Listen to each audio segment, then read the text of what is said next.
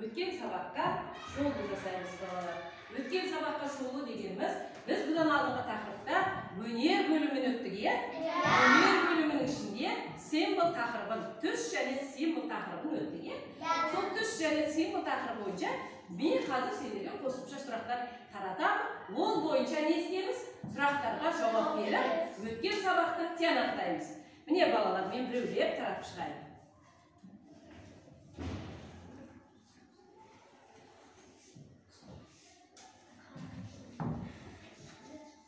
Не балалар?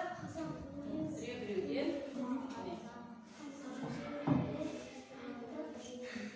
Не бұл? Жетті ма бақыттарға? Не балалар?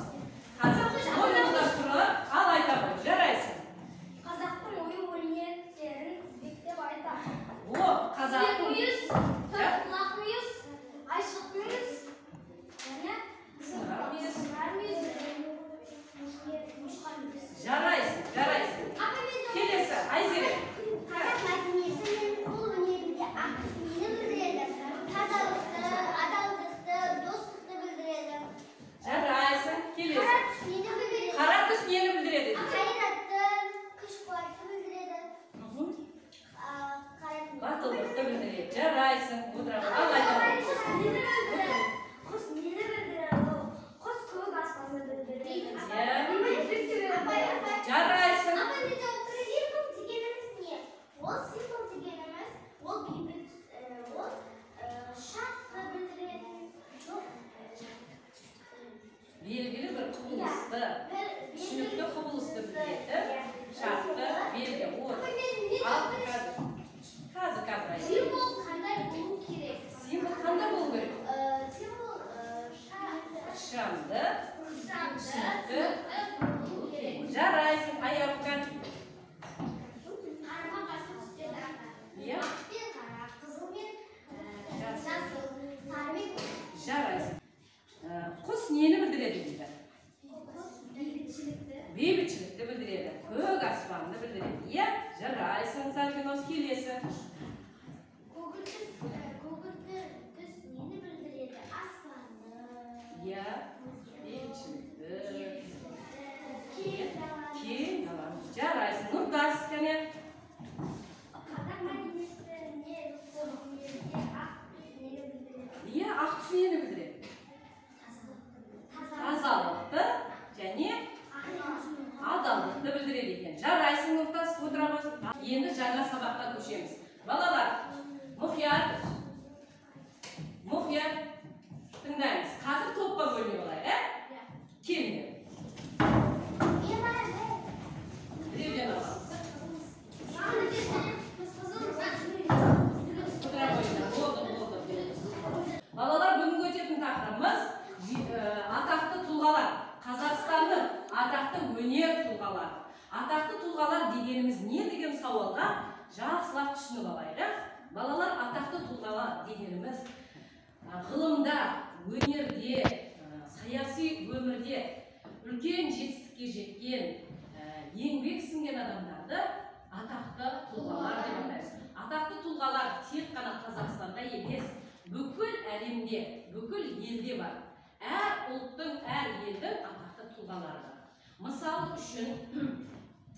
үшін шетелдік атақты тұлғаларға келетін болсақ, итальяндық Леонардо да Винчи деген атақты суретші бар. Ол кішкентайынан сурет салған, оның суреттері бүкіл әлемге танымал. Әлі күнге дейін музейлерде сақталып, соның ең атақты суретінің біреуі Мона Лиза деген суретші. Осы суретті ол өте үлкен шеберлікпен салған. Онан кейінгі атақты тұлғаларымыз, мысалға, орыс жазушысы Александр Сергеевич Пушкин. Бұл орыстың атақты жазушыларының бірі. Ақын. Ал өзімізге келетін болсақ, балалар, біздің қазақ елінде атақты тұлғалар өте көп. Соның ішінде мысалға қазақтан шыққан тұңғыш ғалым Шоқан Уәлиханов 30 жыл өмір кешкен, бірақ сонда да 30 жыл өмірінде үлкен жетістіктерге жетіп, ғалым болып, бүкіл қазақ жерін картаға түсірген тұңғыш ғалым. Әрі суретші дейміз. Себебі ол тарихпен байланыстыратын болсақ, Шоқан Уәлиханов кадет корпусында өте жақсы бітіріп, көптеген орыс балдарының ішінде жалғыз қазақ бала болып оқып, одан үлкен алған білімін Қазақстанға арнаған, қазақ еліне сөйтіп ғылыми жобалардың, жұмыстарының барлығын жасап, бүкіл қазақ жерінің картасын сыздап, экспедиция ұйымдастырған ғалым кісі. Сонымен қатар экспедиция кезінде ол сурет салумен де айналысқан. Қазақтың тұрмыс тіршілігін кәдімгі қара қаламмен салып, бізге мұра етіп қалдырған кісі бұл Шоқан Уәлиханов. Одан кейінгі Махамбет Өтемісұлы қазақтың батыры, яғни қазақ халқында үлкен көтерілістер болған. Қилы замандар кезінде қазақтың атақты батыры, әрі жыршы, әрі ақын Махамбет Өтемісұлы, Исатай Тайманов екеуі Исатай Таймановтың уақытысында не істеген? Көтеріліске қатысқан. Міне, ендігі айтатынымыз, балалар сендерге таныс Абай Құнанбаев. Абай Құнанбаев әрі ақын, әрі жазушы, әрі қоғам қайраткері, халық ақыны. Оның сендер өлеңдерін білесіңдер. Кім айта алады Абайдың өлеңін? Кім бір шумақ айтады? Қана, айтамын. Олар таппай мақтанға, оның таппай баптанға, құмарланып шаттанға, ойнап тосқан күлігін. Болды, жарайсыңдар. Міне көрінеді, Абайдың өлеңін алтын өте керемет айтты. Ол 4 мезгілге арнап көптеген өлеңдер жазған. Мысалында жерде жазғы тұр және күз деген өлең тұр. Онан соң балалар, сонымен Абай Құнанбаев біздің ұлы халық жазушы ақынымыз. Онан соң Құрманғазы Сағырбайұлы, бұл ұлы күйші. Құрманғазы Сағырбайұлының өмірін тарихын айтатын болсақ, кішкентайынан 11 жасынан күй тартқан кісі. Ол күй тартқан кезде барлығы оны қошеметтеген жас кезінде. Онан соң ол күйші үлкейе келе халық көтерілісшісі болған. Яғни үнемі халық жағында болғандықтан оны түрмеге жауып отырған. Түрмеде отырып, ол түрмеден қашқан, кісен ашқан, қайран шешем, аман бол шешем, аман бол деген сияқты күйлерін арнаған анасына. Міне, басынан өте қайғылы оқиғалар өте көп еткен. Бұл күй атасы Құрманғазы Сағырбайұлы. Күйдің атасы дейтін себебі ол күйші. Онан соң бізге белгілі, біздің тұңғыш кәсіби суретшіміз Әбілхан Қастеев. Әбілхан Қастеевті бәрінің білесіңдер, Әбілхан Қастеевтің Алматыда мұражайы бар. Ондағы суреттерде мысал келтіретін болса, міне Түрксіб темір жол деген керемет суреті тұр. Қазақ еліне тұңғыш темір жол салынып, жаңағы пойыз келген кезде соны салған. Түсінікті ме? Мынау Алатаудың суретін салған. Мынау колхоз тойы, халықтың тұрмыс тіршілігін бейнелеген суретші. Әбілхан Қастеев жастайынан суретші болған. Ол жетім өскен.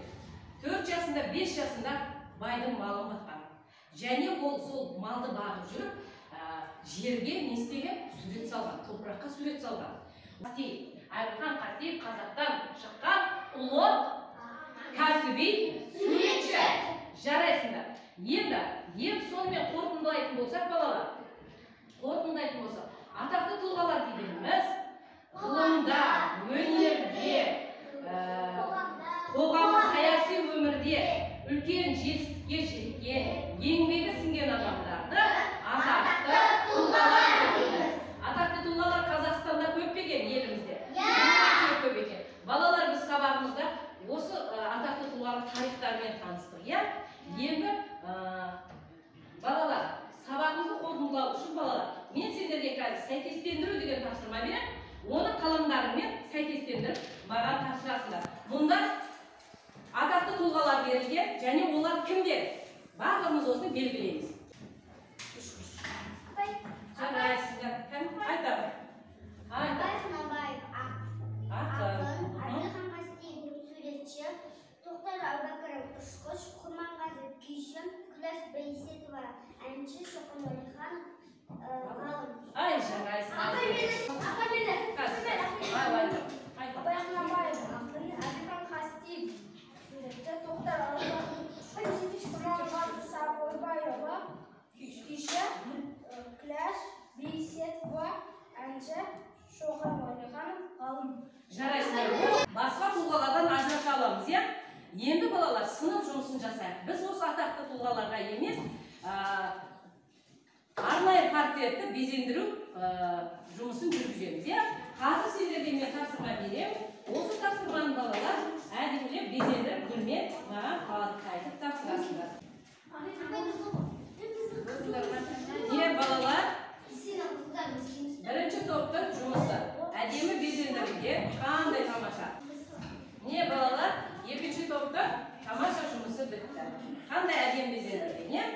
Міне екі жұмысы бітті. Енді міне мынау бірінші топтың, мынау екінші топтың жұмысы. Әкеліңдер, болды сіздер. Екінші жұмысы. Қандай тамаша? Міне бірінші топтың тамаша жұмысы. Не балалар?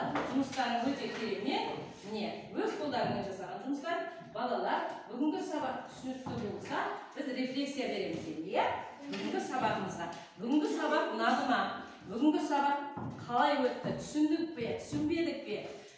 Пайдасы қандай деген сияқты сұрақтарға жауап жолдаймыз. Астына сыныбыңды, атыңды, онан соң әркім өзінің ойын жазады. Міне болды бір оқушымыздікі. Әкеліңдер. Айдарудей бұл. Жарайсың. Жарайсың. Әкел. Ой, молодец, жарайсың.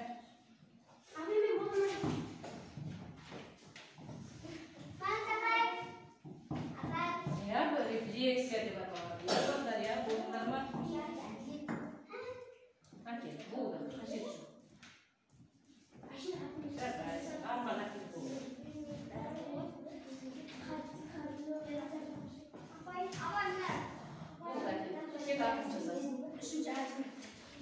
Не балалар?